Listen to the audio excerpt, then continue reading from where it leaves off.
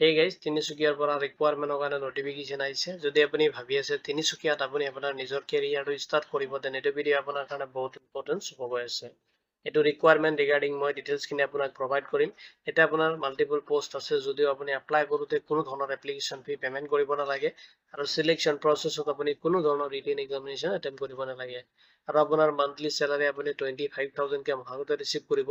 কেনেকৈ এপ্লাই কৰিব, কেনেকৈ ডিটেইলছখিনি চেক কৰিব, ইয়াৰ ডিটেইলছ মই আপোনাক এটা প্ৰভাইড কৰিম। যদি এইটো ৰিকুৱাৰমেণ্ট ৰিগাৰ্ডিং কোনো ধৰণৰ কুৱেশ্যন থাকে, আপুনি ভিডিঅ'টোৰ কমেণ্ট ছেকশ্যনত কমেণ্ট কৰি দিব। উইদিন 48 আৱাৰ্ছৰ ভিতৰত আপুনি জব এলাৰ্ট এছকে টিমৰ পৰা ৰেছপন্স পাব। যদি আপুনি ইণ্টাৰেষ্টেড নাহক, দেৰি নকৰি আজিৰ ভিডিঅ'টো আৰম্ভ কৰোঁ। এতিয়া চাব ৰিকুৱাৰমেণ্ট অভাৰভিউখিনি। অৰ্গেনাইজেশ্যন দি আছে ডিষ্ট্ৰিক্ট ছ'চিয়েল ৱেলফেয়াৰ অফিচাৰ তিনিচুকীয়াৰ পৰা আহিছে নটিফিকেশ্যনটো। প্ৰজেক্ট শক্তি ওৱান ষ্টপ চেণ্টাৰ মিছন শক্তিৰ পৰা আহিছে নটিফিকেশ্যনটো। আৰু জব যিটো টাইপ হয় এইটো কণ্টেক্সুৱেল হ'ব। আৰু টোটেল আপোনাৰ যিটো পোষ্ট আছে সেইটো আপোনাৰ মাল্টিপল পোষ্টত আপুনি এপ্লাই কৰিব পাৰিব। এপ্লাই কৰাৰ যিটো প্ৰচেছ মানে মোডটো দি আছে, আপুনি অফলাইনত এপ্লাই কৰিব লাগিব। কেনেকৈ কৰিব সেইখিনি ডিটেইলছ মই আপোনাক এইটো ভিডিঅ'ৰ লাষ্টত প্ৰভাইড কৰি দিম। এপ্লাই কৰোঁতে আপুনি কোনো ধৰণৰ এপ্লিকেশ্যন ফি পে'মেণ্ট কৰিব নালাগে, ফ্ৰী অফ কষ্ট আপুনি ছাবমিট কৰিব পাৰিব আপোনাৰ এপ্লিকেশ্যনটো। জব লোকেশ্যনটো আপোনাৰ তিনিচুকীয়া আছামতে হ'ব। যদি আপুনি ভাবি আছে তিনিচুকীয়া আছামত আপোনাৰ নিজৰ কেৰিয়াৰটো ষ্টাৰ্ট কৰিব, তেনে এইটো ভিডিঅ' আপুনি ভালকৈ চেক কৰিব পাৰিব। এতিয়া চাব ভেকেঞ্চি ডিটেইলছ লগতে এডুকেশ্যনেল কোৱালিফিকেশ্যন।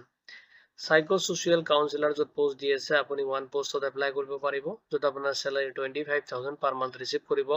আৰু এডুকেশ্যনেল কোৱালিফিকেশ্যনত আপোনাৰ পোষ্ট গ্ৰেজুৱেট বিচাৰিছে। যদি আপুনি ছ'চিয়েল ৱৰ্ক বা ক্লিনিকেল চাইকোলজি বা চাইকোথেৰাপিষ্ট আপোনাৰ যদি কোনো ধৰণৰ কোৰ্চ কমপ্লিট কৰিছে, লগত আপোনাৰ 3 years এক্সপিৰিয়েঞ্চ বিচাৰিছে। গভৰ্ণমেণ্ট অৰ নন গভৰ্ণমেণ্ট হেল্থ প্ৰজেক্টটো যদি আপুনি কোনো ধৰণৰ ডিষ্ট্ৰিক্ট লেভেলত কাম কৰিছে, আপুনি এপ্লাই কৰিব পাৰিব।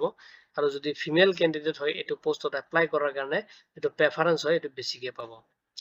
নেক্সট যিটো পোষ্ট দি আছে IT/অফিচ এছিষ্টেণ্টৰ কাৰণে, য'ত আপোনাৰ ওৱান পোষ্ট আছে, আপুনি এপ্লাই কৰিব পাৰিব। আৰু 20,000 আপুনি পাৰ মান্থ ৰিচিভ কৰিব চেলাৰীটো। এডুকেশ্যনেল কোৱালিফিকেশ্যনত আপোনাৰ বেচেলাৰ্ছ ডিগ্ৰী বিচাৰিছে, লগতে আপোনাৰ কম্পিউটাৰ নলেজ থাকিব লাগিব। তাৰ কাৰণে আপুনি ডিপ্ল'মা কৰিব লাগিব কম্পিউটাৰ এপ্লিকেশ্যনৰ ওপৰত। লগতে 3 years আপোনাৰ এক্সপিৰিয়েঞ্চ বিচাৰিছে। যদি আপোনাৰ ডাটা মেনেজমেণ্ট বা প্ৰচেছ ডকুমেণ্টেশ্যন, ৱেব বেছড ৰিপৰ্টিঙৰ যদি আপোনাৰ তেনেকুৱা নলেজ আছে, আপুনি ইয়াতে এপ্লাই কৰিব পাৰিব। লগতে আপোনাৰ যিটো এক্সপিৰিয়েঞ্চ হয়, এইটো গভৰ্ণমেণ্ট আৰু নন গভৰ্ণমেণ্টত যিকোনো ছেক্টৰতে হ'ব পাৰিব। আপোনাৰ যেনেকৈ এক্সপিৰিয়েঞ্চ থাকিলেহে আপুনি এইটো পোষ্টত এপ্লাই কৰিব পাৰিব।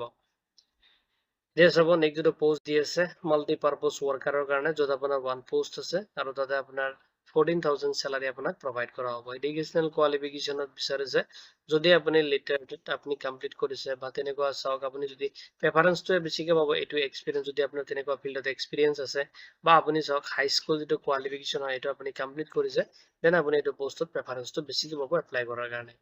আৰু আপোনাৰ যদি ওমেন কেণ্ডিডেট হয় মাল্টিপাৰ্পজ ৱৰ্কাৰৰ কাৰণে, তেতিয়া আপোনাৰ প্ৰেফাৰেঞ্চটো বেছিকৈ প্ৰভাইড কৰা হ'ব। দিয়া চাব নেক্সট যিটো পোষ্ট দি আছে চিকিউৰিটিৰ কাৰণে, য'ত আপোনাৰ 2 পোষ্ট আছে, আপুনি এপ্লাই কৰিব পাৰিব। 12,000 আপুনি পাৰ মান্থ চেলাৰী ৰিচিভ কৰিব। এডুকেশ্যনেল কোৱালিফিকেশ্যনত বিচাৰিছে, যদি আপুনি মিনিমাম 2 years এক্সপিৰিয়েঞ্চ তাৰ কাৰণে চিকিউৰিটি পাৰ্চনেল বা গভৰ্ণমেণ্ট ৰিলেটেড বা ৰেপুটেড অৰ্গেনাইজেশ্যনত কাম কৰিছে, দেন আপুনি ইয়াতে এপ্লাই কৰিব পাৰিব। লগতে যদি আপুনি মিলিটাৰী বা পেৰামিলিটাৰী পাৰ্চনত কাম কৰিছে, দেন আপুনি ইয়াতে এপ্লাই কৰিলে প্ৰেফাৰেঞ্চটো বেছিকৈ পাব।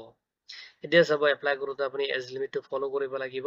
মিনিমাম 21 years আৰু মেক্সিমাম আপুনি 40 years লৈ কিনে এপ্লাই কৰিব পাৰিব। এজটো আপুনি কেলকুলেশ্যন কৰিব 1 January 2026 ডেট হিচাপত। এতিয়া চাব এজ ৰিলেক্সেশ্যনখিনি। SC ST কেণ্ডিডেটৰ কাৰণে 5 years কাৰণে এজ এ ৰিলেক্সেশ্যন ৰিচিভ কৰিব। OBC/MOBC কেণ্ডিডেট হ'লে 3 years কাৰণে এজ এ ৰিলেক্সেশ্যন ৰিচিভ কৰিব।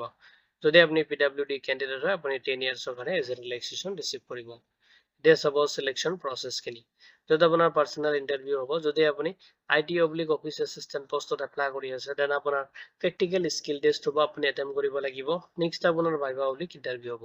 এইখিনি প্ৰচেছত আপোনাৰ চিলেকশ্যনখিনি কমপ্লিট কৰা হ'ব। এতিয়া চাব কেনেকৈ আপুনি এপ্লাই কৰিব। যিসকল কেণ্ডিডেট ইণ্টাৰেষ্টেড হয় আৰু আপুনি ভাবি আছে এপ্লাই কৰিব, দেন আপুনি আছাম গেজেট পাৰ্ট 9 যিটো আছে ষ্টেণ্ডাৰ্ড ফৰ্মটো আপুনি ফিল আপ কৰিব লাগিব। তাৰ কাৰণে মই আই বাটনত ভিডিঅ' এটা প্ৰভাইড কৰিছোঁ। সেইটো ভিডিঅ'ত আপুনি কেনেকৈ ফৰ্মটো ডাউনলোড কৰিব পাৰিব PDF ফৰ্মেটত, লগতে আপুনি কেনেকৈ ফিল আপ কৰিব, এইটো ৰিগাৰ্ডিং মই এইটো ভিডিঅ'ত আলোচনা কৰিছোঁ। ফৰ্মেট একে হয়, চেম প্ৰচেছত আপুনি এপ্লাই কৰিব পাৰিব। জাষ্ট আপুনি তাতে পোষ্ট নেমখিনি আপুনি তাতে অলপ চেঞ্জ কৰি দিব লাগিব। লগতে যিটো ৰিকুৱাৰমেণ্ট অথৰিটি মানে ৰিকুৱেটাৰ যিখিনি এমপ্লয়াৰ যিটো ডিটেইলছ থাকে, এইখিনি অলপ আপুনি সালসলনি কৰি দিব লাগিব আৰু এড্ৰেছটো।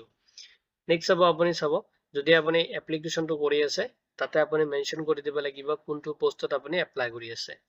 নেক্সট আপুনি সাবমিট কৰিব পাৰিব তাৰ কাৰণে আপুনি এইটো এড্ৰেছ নোট কৰি ল'ব দা ডিস্ট্ৰিক্ট সোশিয়েল ওয়েলফেয়াৰ অফিসাৰ শক্তি 1 স্টাফ সেন্টাৰ মিশন শক্তি তিনিচুকীয়া আসাম পিন নাম্বাৰটো দি আছে 786125 এইটো এড্ৰেছ আপুনি নোট কৰি ল'ব আৰু এইটো এড্ৰেছত আপুনি তাতে আপোনাৰ এপ্লিকেশনটো যদি বিচাৰে আপুনি ড্ৰপ বক্সটো সাবমিট কৰিব পাৰিব আৰু যদি ডেট আছে আপুনি তাতে বাই পোষ্টটো কৰি দিব পাৰিব এইটো আপোনাৰ ওপৰত ডিপেন্ড কৰিব It is of important dates kini to apply to apnar 1st August 2026 or para start hoise aru last apni 31st August 2026 or 5 pm loi kina apni apply koribo paribo to apnar jetu easy hoy etu process apni apply koribo jodi apni bisare Dropbox submit koribo etu address apni visit koribo jodi apni bisari ase je apni by post kori dibo then apni tate directly etu address di kina apni speed post kori dibo lagibo important instruction খিনি চাব আপুনি apply কৰোতে আপোনাৰ আসামৰ আপুনি permanent ৰেসিডেন্ট হ'ব লাগিব লগতে আপুনি যদি এপ্লিকেশনটো কৰিছে তাতে ইনকমপ্লিট ডিটেইলছ বা ইনকাৰেক্ট ডিটেইলছ যদি আপুনি দিছে বা আপোনাৰ সাবমিট কৰোতে ডিলে হৈছে দেন আপোনাৰ এপ্লিকেশনটো ৰিজেক্ট কৰা হ'ব